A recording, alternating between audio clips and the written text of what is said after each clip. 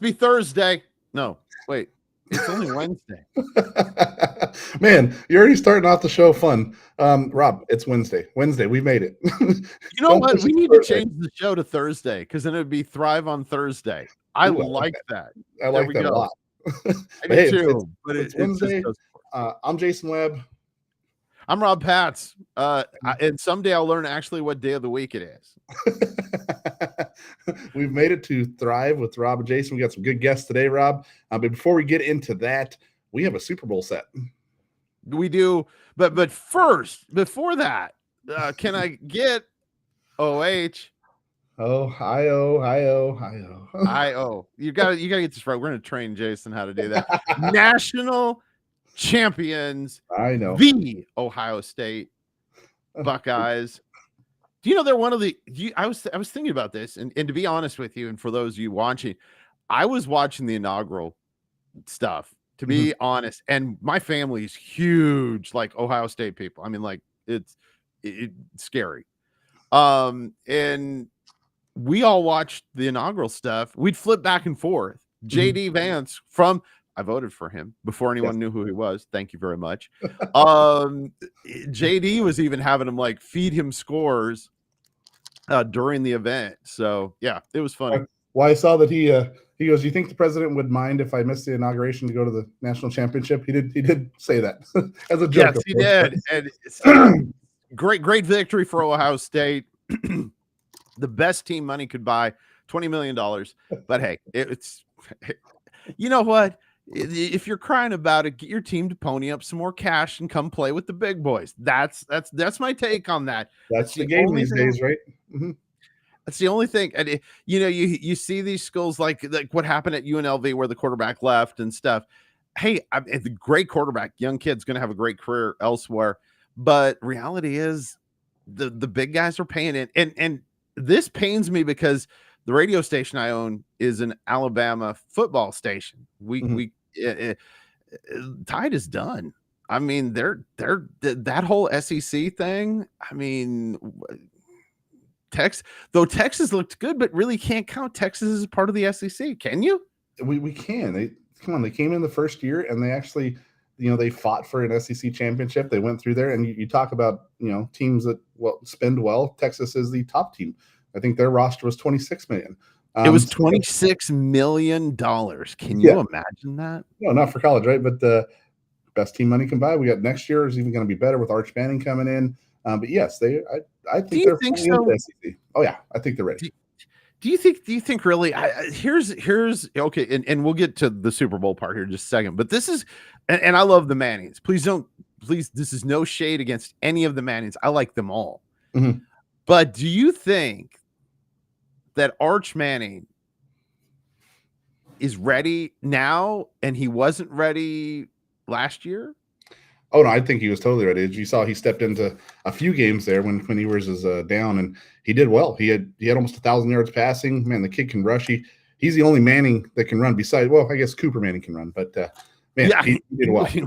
Yeah, and what a family! Just to think of how that turned out. Holy cow! I mean, you've got what pressure though for him when you say, okay, Peyton and Eli, and I liked Eli.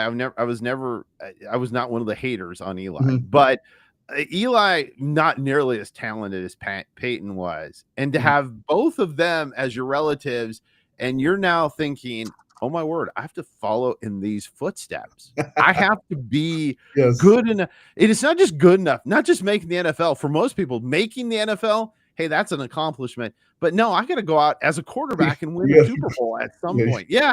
Exactly. Otherwise, I'm not part of the family. Yep. Yeah. You got to carry that legacy and that name. And that's a big burden to carry, right? Oh, I can't imagine. So this 2 weeks from today, we'll talk about it next week, I'm sure. 2 weeks from today, the Super Bowl, the Kansas City Chiefs and Taylor Swift versus the Philadelphia Eagles. I love it how you put in the Taylor Swift piece. I'm a Bronco fan, being from Colorado here, and we talked about this before the show. They're in the same division. That does not mean I'm going to be rooting for them. I do respect them as a team. Don't get me wrong. Patrick Mahomes, great quarterback, but I'm still rooting for Philadelphia. And you got to wonder, and I think part of it is kind of interesting about the whole Taylor Swift thing, which we did mention because we're getting the algorithm. We mentioned it like several times, and all these Swifties will go like, "What are those two old dudes talking about Taylor Swift for? That's gross. Oh, gross." Anyway, it's the truth. Hey, Rob, before we get into that, I forgot. Yeah. I'm wearing my shirt today, buddy. He is king. I noticed. I love this one. Got this one. And if you would have actually put the QR code, there you go, the QR code up, so we can do this. This is neat. You need to check this out. These are shirts that Jason is wearing because he's younger and he can pull off wearing t-shirts still. I'm older now and I can't do that. By the way, last time you're going to see the gray, we're getting it cut and fixed this week. We'll be back to blonde. Hey guys, on He Is King or He Is King right there. You can jump on there. Check out the shirts. Code is ATV10. As you see there, that gets 10% off. Just being viewers of our show. Again, ATV10. Check out He Is King. I'll keep the QR code up on the top of the screen there, Rob, where people can check it out. It's over there. Yep. But okay, Super Bowl predictions really quick. Super Bowl predictions, so we can get on with our day here and not keep our guests waiting any longer. Predictions. Philadelphia by 7. I'm going to say 35-28. So you're homing it because you just don't like the Chiefs. Nope. I don't know. I mean, it'd be cool for Saquon. Yes. To leave. I really like him. And I like him, but I gotta believe it's three-peat. First time ever to happen. I think we got a three-peat. I think it's going to be Kansas City. And I'm not just picking Kansas City because I'm trying to be opposite of Jason. But no, I feel it's their time. Yes. The three-peat, it could happen. Yeah, you got to respect them. They've done it. They've been there. They know how to win, especially Mahomes. So I wouldn't put it by them to win, but doesn't mean I'm going to root for them, Rob. That's right. Hey, tell us about our first guest. Awesome. Today we have two guests. The first guest we have is Jess Coomerlin, a guy that I actually went to college with. Jess underwent a life-changing transformation, stepping out in faith and purpose. He co-founded Kingdom Health. He helps people reverse chronic diseases through nutrition, working alongside biochemist Belden Coleman, how they created this program. Jess has brought the faith aspect into this, a devoted husband and father. Jess is passionate about faith-driven health and healing. Welcome, Jess. Welcome. Thank you guys for having me here. Super excited to be here. Yes, man. See, you got your shirt on there too. See, I love it. Kingdom Health. So I would love to get into this and what your purpose is with Kingdom Health. I know we've had you on the show previously, but really, why Kingdom Health? Yeah, why Kingdom Health is, especially in the health field and industry today, there is a lot of partial truths. And I think if I were to ask people watching right now, who's been on a health journey or is in the middle of a health journey right now, and probably a lot of people are raising their hand. And yeah, we can attest to that. And it's something that we do. It's like a cycle. It's like, okay, I'm trying a diet, I'm off diet, I'm trying a diet. And it's this perpetual of, well, hey, I've tried all these things and nothing worked. And I guess just being tired and having less vitality as I grow older is just something that we have to get used to. This is just what normal is. And what Kingdom Health is about is putting God at the center of our health. And why is that so important? Well, if we want to know how our bodies work, we need to go to the creator and source of our bodies. And if we can do that, it goes against so much of the conditioning of the world where, hey, you're getting older, you're just going to be tired, you're going to be all these things, when actually, if we go to God and just see how he created us and our design, we've been designed to flourish. And not just when we're young or just a season of our lives, but this is something that can happen until we cross to the other side of eternity. And this is something that we want to do, is really focus on, let's put God, the creator of our bodies, at the center of our health, and then do this in a way where we can step into our kingdom assignments at the highest levels. So that's where we're energetic, we're vibrant, and we are playing to expand the kingdom for our Heavenly Father. So that's what Kingdom Health is all about. I love it. I'm a part of this as well with Kingdom Health and this journey. There's been a lot of changes within my body, my faith, all these pieces within this. The one thing that I love that you bring to the table with Kingdom Health is God is the focus. It's not about this supplement, that supplement, these pieces, that pieces. It's about truth, right? Amen. Amen to that. And I think that's a big thing. If we look at the world today, a lot of health journeys are done by ourselves. And we know as believers that isolation, this is where we get weaker. Yes. Within a community and the church. And we do this health journey by ourselves. We try the newest fad, we try these things. And it's something that we just naturally have been conditioned not to do with God. It's like, okay, I'm going to do this by myself. Or, hey, if I don't tell anyone and I do this, like I don't have to say anyone when it doesn't work or when it stops working, right? When God has designed us at a cellular level, and this is what I've learned after 7 years now of learning how the body actually works, is that he's designed us at a cellular level to have energy, to have vitality, to actually, the body gets rid of excess weight for us. This is all within our DNA. Like he wrote these things into how we were designed, and they are unlocked by learning how simply our bodies work, but more importantly, how nutrition can unlock that. But again, that starts by going to him first to say, well, how did he design us? Like, what are his plans for us?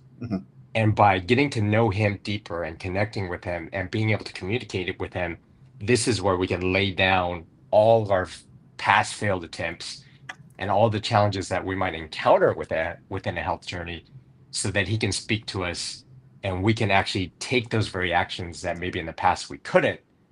And more importantly, by learning how we were designed, meaning that, hey, we can actually tap into energy and all these things that we want with our health today through basic nutrition, meaning plants and animals. I mean, that's the really cool piece of this, that it brought me back into the fold with this, and seeing, again, it's not pills, it's not nutrition. It is nutrition, but it's not pills. It's not taking away certain things. It's really just the truth and how God designed our bodies and what he's put on this earth for our bodies to basically process this stuff. People can look up Kingdom Health, just kingdomhealth.life, right? That's the website. I'll put it back up here again. A couple things. I'd like you to get into kind of the reason why of Kingdom Health, and maybe in our audience, who should check this out. Right. So I think you asked two great questions. And why Kingdom Health is that, if we walk into, and I'm just going to speak from my experience, because I actually live abroad and I've lived abroad for 15 years. So I've really traveled the world. I've lived in four different continents, and I've been to a lot of churches within my walk. And something that I see as a constant as I've gone into these different churches all across the world is that the family of believers, we're tired. We're sick. Like, we have normalized that, hey, this is just what it means to get older. And we talk about, hey, how do we play offense? How do we spread the kingdom? How do we spread the gospel? Well, how can we do that if we're tired, if we're constantly battling illness, if we're doing all these things? And, there was this moment about 2 years ago when God tapped me on the shoulder and said, look, everything that you've learned about the body and how you can unlock all these great things is something that I want you to share with the believers. And not just today, but for generations to come, is that, hey, the body, which there's so much confusion about today, I've designed it in a way to flourish. And I've seen this in the past 7 years of how nutrition can actually reverse so many things that we're dealing with today. Type 2 diabetes, autoimmune diseases, heart disease, Crohn, all these diseases that we're dealing with an epidemic. These can all be corrected by the body through nutrition. And the why is really to help believers get these practical tools so that they can step into the energy and vitality to really step fully into their kingdom assignments. Because what would happen if we've had great leaders in the past that could have been here for another 10 years? what would be the ripple effects to that? And it is, God has designed each one of us with specific gifts. And if we can step, more into those gifts and do them for a longer period of time here, and we do this as brother and sisters of the King, like just think of the possibilities of that. And Great. this is why, we want to bring Kingdom Health to really give hope and inspiration to the body of believers that, hey, whatever you've experienced in the past with your health, we want to give you new hope. Yes. And it comes from putting God at the center of this process, getting to know more of how we designed us, but more importantly, how he's designed our bodies to flourish. And it happens through taking these simple actions that come through nourishing our body with nutrition. Man, that is awesome. Like you said, God has given us these gifts, and I believe one of your gifts that's been given is healing, and you're doing that through education, nutrition, all of these pieces. Jess, man, I'm a big part of this. It's changed my life, as you know. Highly recommend anybody to come check out kingdomhealth.life. If you're on a health journey, if you want truth and information on this stuff, check it out there. There's a lot of free resources that are going to be offered through this. It's going to be expanding, and man, this is amazing, Jess. Thank you so much for being on the show here, sir. No, 100%. I think just to answer your question, it is like, who's this for? And it's, if you are thinking about going on a health journey, if you are on a health journey, or if you've done one in the past, because I think we could raise our hand at all three of those. Exactly. This is a great place for you to really try something different where you put God at the center of this process. Because again, I'm going to raise my hand. I did it for decades without him as part of the process. Yes. Man, that is cool. Thanks, Jess. No, appreciate you guys. Rob, Jess is awesome, Yes, as sir. you know. One of my dear friends and close brothers in Christ. His journey is amazing with Kingdom Health. It was awesome that he was a lineman for you. We did play football together in college. Yes, you did play football together. I was being funny. Jess is a great guy, and if you get a chance to talk with him, see him at an event or something, you need to check out. Jess has got great energy. I love just being around him. He pumps me up. Well, hey Rob, man, I am super excited about our next guest. It's a tall order. It is a tall order. Yes. Our next guest is Rob Clark, the father behind that Tall Family, a viral brand, 4 million followers. You've had 4 billion views of your videos. Your entire family's tall, as we just talked with Jess on his side. He's got some tall members in his family as well. But man, this is incredible. Thank you, Rob, for being on the show. Yeah, thanks for having me, guys. Yes. So I got to get into this. How tall is the family? But before we even get into everything, you've already listed it down, but let's tell the audience. Yeah, we'll go from tallest to shortest. My son's 7'1", I'm 6'6", and then my daughter's 6'2", and then we get in. My wife is 5'9", but then we get into the short side of the family. My daughter, that we joke, she's a short one at 5'10". And I still got a son that's 13, so he's just starting to grow now, but he'll probably be around 6'4" to 6'6". That is crazy. And we've been talking a lot about sports today. Of course, that's kind of what we do. You are an assistant director of athletics too, right?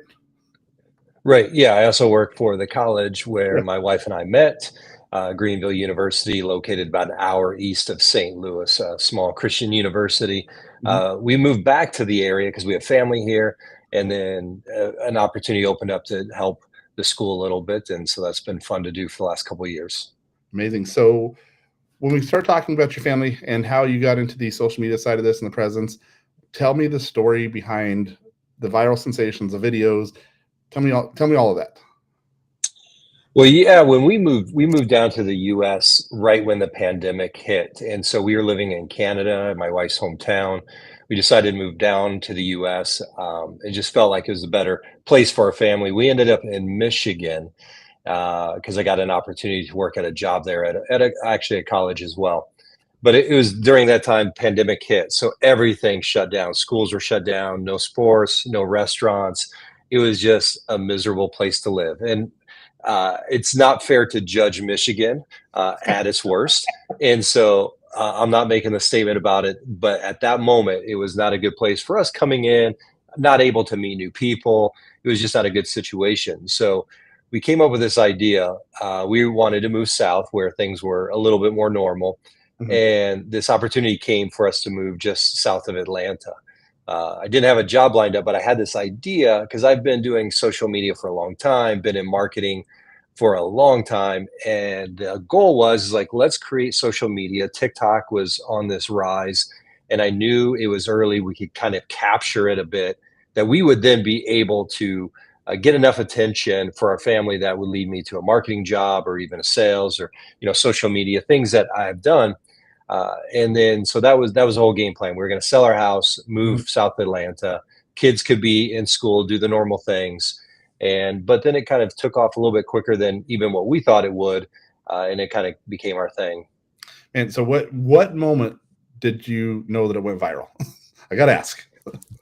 Well, I think it was, even before we moved to the US, when TikTok first came around, we were playing around on it, and we had a video go for about 5 million views. And so that's when in the back of my head, I knew that TikTok was a place where you can get lots of views fast. But then when we were moving and everything, it kind of went away. And then TikTok was still growing slowly. But then when we decided to push into it, as well as Instagram and YouTube, because I've been doing YouTube for our whole life, but never really had kind of the breakout moment that we had with TikTok. But I think it was like our 5th video that we did. So even before we actually moved out of Michigan, I think it went for a couple million. And then I just kind of knew that we could create these kind of short 15-second videos that would grab people's attention. And it's incredible. And the piece that I love of it is it's all, family friendly stuff. You guys come from a strong background of faith. So how do you balance that? Because when we think of viral videos and content creators and things like that, we don't necessarily think of that in a good light, but you guys are bringing that in. So how do you balance creating entertaining content, while ensuring it's that faith-centered, uplifting thing for audiences? Right. So we feel like there's really 2 directions you can go, because there is a lot of things on social media that are not helpful, actually could be hurtful as well. But that could be said about TV. There's books that you could read that are not helpful, right? All of us are on the internet. We have phones in our pockets, and yet those things could be hurtful if used in the wrong way. And so God has designed certain things, and he says in this context, it's lovely, it's good, it's very good. But in this context, it's not good. And so we view social media as the same. And so part of what we want to do is that create content that is family friendly, that no matter who watches it, we know if you're watching our content, there's going to be nothing that is controversial or anything that a 5-year-old should be able to watch. Yeah, that is so refreshing with that. How do you keep coming up with ideas for these videos? Because they're awesome. I love them. I get stuck there watching all your videos all day long. Yeah. So, I mean, it's like anything else creative. My strategy is, and there's a book written on this called Steal Like an Artist. Okay. And this idea of like, there's so many amazing things out there already. So we find things that we like. We think about things that we like, that we find interesting, and then we just put our own twist on it. Some of the things that we do to try to, after creating over 1,000 videos, we know which kind of videos will do well. And then if there's anything that's kind of hitting in pop culture, we try to hack that. And so with the Super Bowl coming up around the corner, we'll do a video where we stand next to, and, the 2 different quarterbacks, Mahomes and Hurt, and we'll say like, who do we think is going to win? And then I'll try to, because yeah. So I think they're both, I think Hurt's like 6'1", I think Mahomes is 6'2". So same height as my 16-year-old daughter. And so we'll be there. And then of course, when my 7'1" son pops on the screen, he'll be towering over them. So those type of videos do very well. So we try, and then I need to look. I don't know who, the Super Bowl halftime performer is this year, but like last year, or was it maybe even 2 years ago? Time flies. When it was Rihanna, like we stood next to Rihanna. She's super short, and I think that video got like 5 million views. So a little bit of it is just trying to be, what's trending in culture right now, and try to jump on that. And then there's times where we just want to do videos that we know probably won't get a ton of views, but kind of tell the story a little bit more as well. And we're okay if every video doesn't go viral. I love it. Love it. One question I know the audience is probably going to ask, or at least that I've thought about this myself, being a father myself and you being a father, how has, raising your family in the public eye. How has that influenced the faith journey, the aspects of all of that, you know, the humbleness with the kids? Like, what lessons have you learned during that about trusting God's plan? Yeah, I think from a very early age, like nothing's changed about us. So we've taught our kids who Jesus is and what he's done for us, and who we should live for. And so that's been constant. We live in a very small town, and so day to day is very, very normal. Awesome. Like nobody cares who we are. Like, so we walk around town, and so once in a while we'll go to, like, there's a town not far away, and we'll go into a Target, and then a teenage girl may spot my daughter or something, and Yeah. kind of like that. But it being like TikTok famous is not the same. Where if we go on vacation, once in a while people ask for photos, and I mean, that's honoring. Like, that's Yes. so it's one of those things. Of course we do it, and it's been able to provide a lifestyle for us and that we enjoy. But we live in probably the cheapest house that we've lived in, that Mhm. my wife and I have been married. We have a car that the door handles don't work, and so I mean, I think we just live a humble lifestyle, and I think people assume that just because you're famous on the internet, you make a lot of money, and so it provides us a lot of opportunities. But by no means would I would say that people might be shocked, because I think a lot of people lie about how much you make doing social media. Yeah, people, they have this uh, untrue thought about how, all these viral videos, how much money's made and all this, because they hear the Mr. Beast and all these things, when in reality that's not necessarily the case. um, I got a question for you, because our show is about thriving in life, business, faith, all of these things. As a social media strategist, before we finish up here, we got about a minute left. What advice do you give faith-based entrepreneurs, businesses looking to grow their online presence? The idea is to get out there. You got to be a practitioner in whatever you do. And so right now, I think we still underestimate the power of social media. We are on it all the time. We get that little pop-up on our phone on Sunday, and we're embarrassed by how much time we spend on our phone. And yet, when it comes to pushing our product or our ideas or our services out to other people, we don't actually think about it as human beings. We think about all this complicated stuff we need to do. But if we simply put content out on the internet that is interesting to people and clear and concise, then it's going to reach. So every day we're reaching 2 million people every single day on our platforms. And so it's one of those things where, if you're a Christian trying to spread, whether it's an idea or your product or your service, it's not even close. Social media is the way to do it today. And yet most companies don't even think about how to use it properly for their business. Awesome. Well, Rob, thank you so much for being on the show. Go check out the family's videos. That Tall Family, you can find them on all the social media links: TikTok, YouTube, Facebook. I've seen them multiple different places, Instagram. They're all over the place. It's That Tall Family. Thank you so much, Rob. Yeah, thanks for having me, guys. Mr. I'm going to start a thing called That Fat Guy. Are you talking about me or you? No, I was talking about myself. Okay. But yes, We can both be on it. after Jess, I'm guilty now, and I feel like I need to not eat at all. So, well, I'm gonna go have my Kingdom Health meal here right after the show. Here, go eat my eggs and just real food. But Rob, we've made it to another Wednesday, and through it the has Wednesday. been another great Wednesday. Man, it's so much fun. Hey, Jason, I want to take just a quick second. We want to thank each and every one of you that watch the show. Some of our shows have amazing numbers now, and we're super, super blessed, and we want to thank you for that. It doesn't go unnoticed, and we appreciate each and every one of you, and we love you, and we want you to